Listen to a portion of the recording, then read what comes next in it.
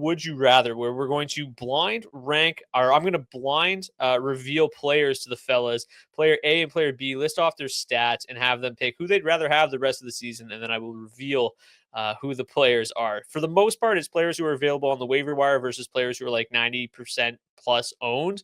And then some of them are just fun. Kind of flexes from the preseason from the fellas. So we will start with the first would you rather rest of season.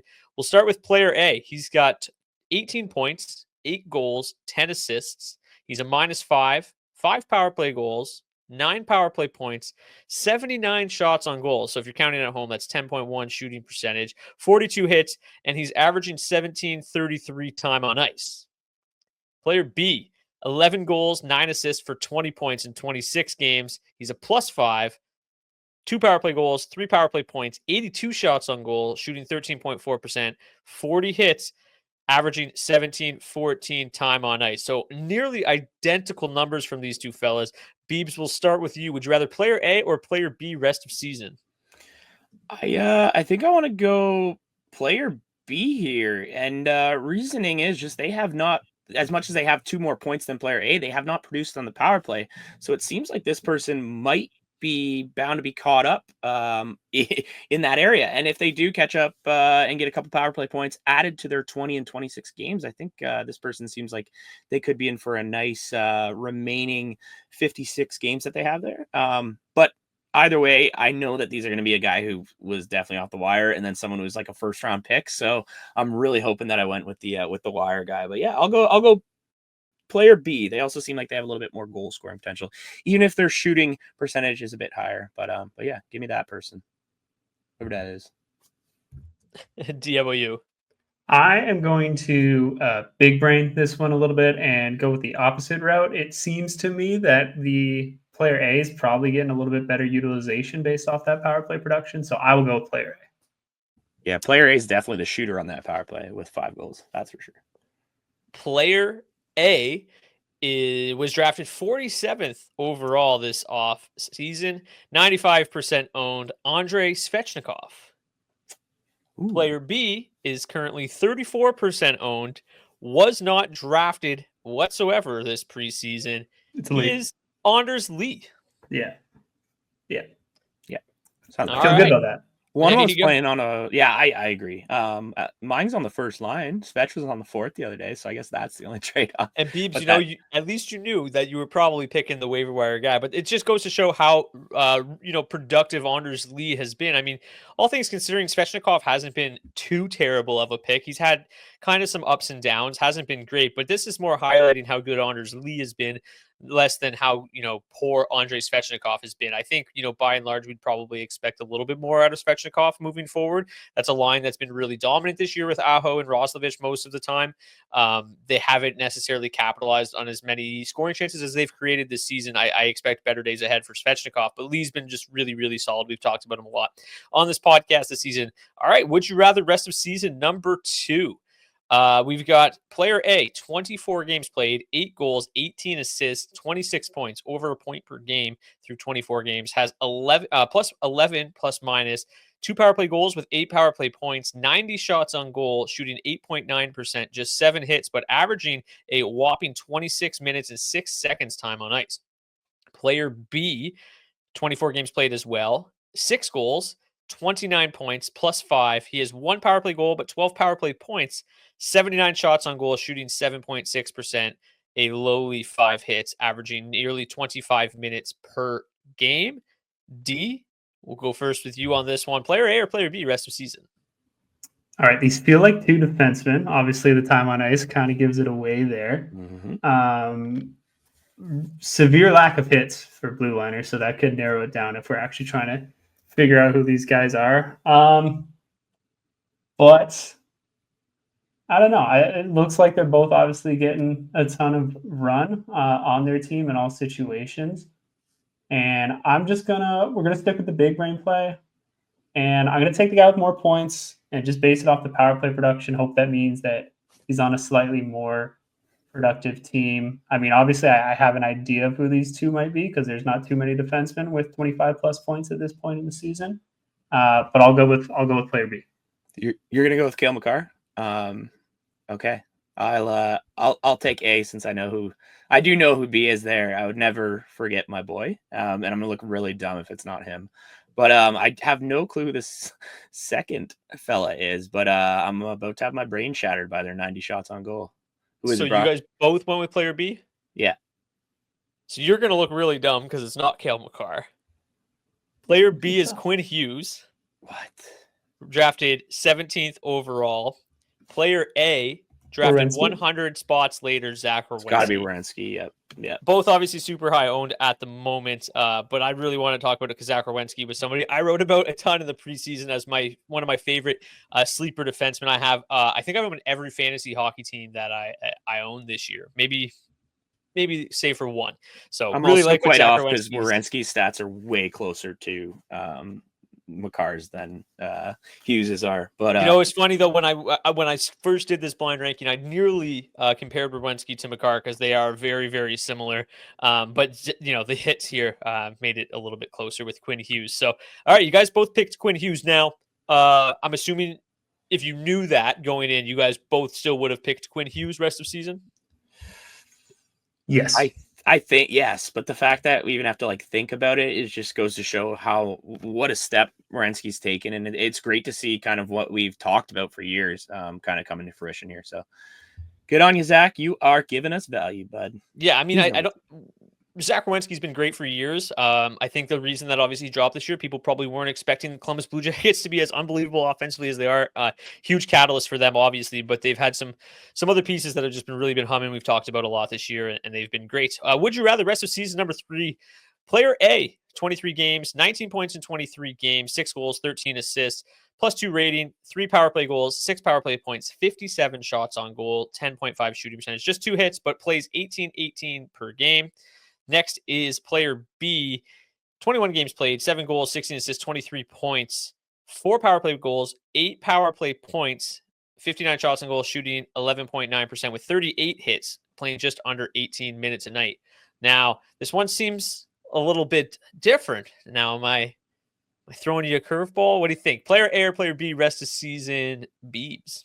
Yeah, this is 100% one where it's going to be look at these names because player B is just beating A in every single category except for time on ice. And the 36 more hits allows him to be a bit more valuable in banger leagues. I definitely know that A holds way more of a name, whoever he may be. But I think rest of the season, you got to go B if at this point, if he's beating him in literally every category. He's got him in power play goals, power play points, shots, shot percentage, hits, and points. You got to go with that person. So I will go B, even though I know A is a much better player on paper regardless. Yeah, I'll fall into the trap as well and play this one honestly. If we're looking at all these numbers across the board, pretty similar. And then you got to give the edge to the hits there for Banger League. So I will also say player B, and then we're ready to hear, I guess, just how crazy this one is. You guys actually didn't fall into a trap. It was a fake trap. Player B is Matthew Tkachuk, who's obviously been fairly disappointing, although had a really nice performance. Now, to my credit, this looked a lot better yesterday before Matthew Tkachuk exploded. And then I'm like, well, I'm not going to change it because they're still fairly close. But he had 3 points last night and made this a little bit more lopsided when I was putting it together. So that was unfortunate. But player A, to his credit, was drafted 172nd overall, but is still just 25% rostered. Any guesses on who it might be? Time is up. Troy Terry. Who's been really coming on lately. Anaheim 2, Frank Vatrano, Ryan Strome have been pretty good. Troy Terry at 25% rostered. Similar numbers so far this season to Matthew Tkachuk. A little bit of a knock on how poor Matthew Tkachuk's been. But Terry, he's been kind of just around it in fantasy the last couple of seasons, and a guy that's been pretty productive so far again this season, and still available on 75% of waiver wires out there. All right, we got a goalie. Would you rather rest of season? Would you rather number 4? First goalie has made 16 starts. He's 8-6-2 with a 3.00 goals against average, an 894 save percentage, 1 shutout, minus 2.8 goals saved above expected, a 50% quality start rate. Now, his team averages 3.43 goals per game in front of him, but the team defense is 2.98 expected goals against per game. Player B, has started 16 games, is 8-7-2. So they both have 8 wins and 2 overtime losses. Has a 2.97 goals against average and an 8.89 save percentage, 1 shutout, 8 goals scored below expected. Does have a slightly better 52.9 quality start percentage. His team averaging fewer goals at 2.86. But the team defense has been marginally better with 2.65 expected goals against per 60. D, would you rather player A, or I should say goalie A or goalie B? I mean, on the face here, I don't really want either, but if we're looking at it, and it'll be interesting to hear what these names are, because the story that I'm getting painted here is that player A is on a more offensive team, both in terms of the goal support that they're getting at 3.4 and the expected goals against. Whereas player B might have a friendlier setup in front of them. The goals saved above expected kind of backs that up as well. So I think I will take the goal support and I will go with player A. Yeah, we have said it before. Goalies are voodoo, and if they're going to be voodoo, I want the guy with better goal support. So I got to follow my boy D here. And a almost 5.2 differential in goal save above expectation. That's insane, and that scares me. So yeah, give me goaltender A as well.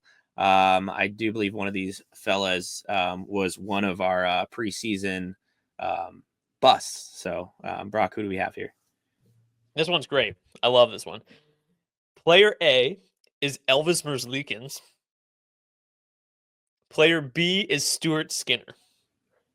Wow. Who would have thought preseason we'd be saying that Elvis Merzlikins would have better goal support than Stuart Skinner? What the hell did we? So yeah, we That's just insane. said we'll take Elvis over Skinner for the rest of the year. Maybe the Blue Jackets over the Oilers.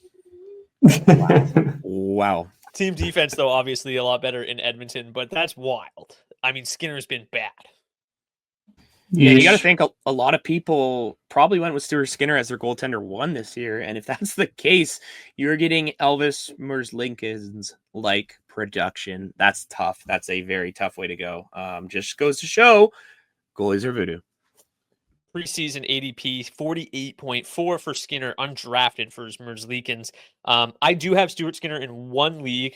Fortunately for me, I kind of loaded up on goalies. My number 1 goalie in that league is Connor Hellebuck, so it makes owning Skinner a little bit easier. I don't have to rely on him quite as much. But do you own him in another league as well, right?